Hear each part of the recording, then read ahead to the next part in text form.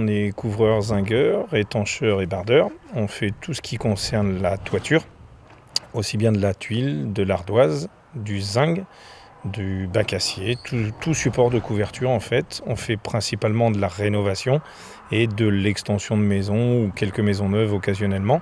Mais notre cœur de métier, c'est vraiment la rénovation des bâtiments ou des maisons. Le bardage aussi? Le bardage pour l'isolation extérieure et aussi un cachet esthétique avec les parties métalliques, notamment en zinc. Pour être couvreur, il faut être, comme dans beaucoup de métiers extérieurs, courageux, avoir envie de bosser en extérieur, ne pas craindre la météo. Et puis après, il faut juste avoir envie de travailler comme dans beaucoup de métiers. Les avantages, alors on prend le soleil plus rapidement que les autres, on prend aussi la pluie plus rapidement que les autres, donc voilà.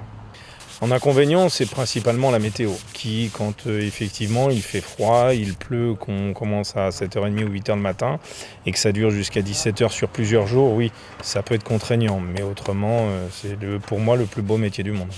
Et gratifiant. L'avantage d'un couvreur, c'est qu'une fois que les travaux sont faits, il reste visible de l'extérieur pendant longtemps. En moyenne, une toiture, c'est 40, 50, voire même plus au niveau des années. Mais voilà, c'est quelque chose qui peut être vu, revu, passé devant tous les jours en sachant que c'est nous qui l'avons fait ou pas, voilà, et de pouvoir apprécier la beauté de la toiture. Au niveau cursus, généralement, on sort après le brevet des collèges, après la sortie de 3e. On s'oriente sur un CAP de couvreur, puis après le BP, puis après les bacs pro si nécessaire, ou BTS si les gens ont envie. Mais la base, c'est le CAP pour commencer ce métier-là. Alors au niveau BTS et plus, ça change quoi? Qu'est-ce que vous pouvez faire en plus?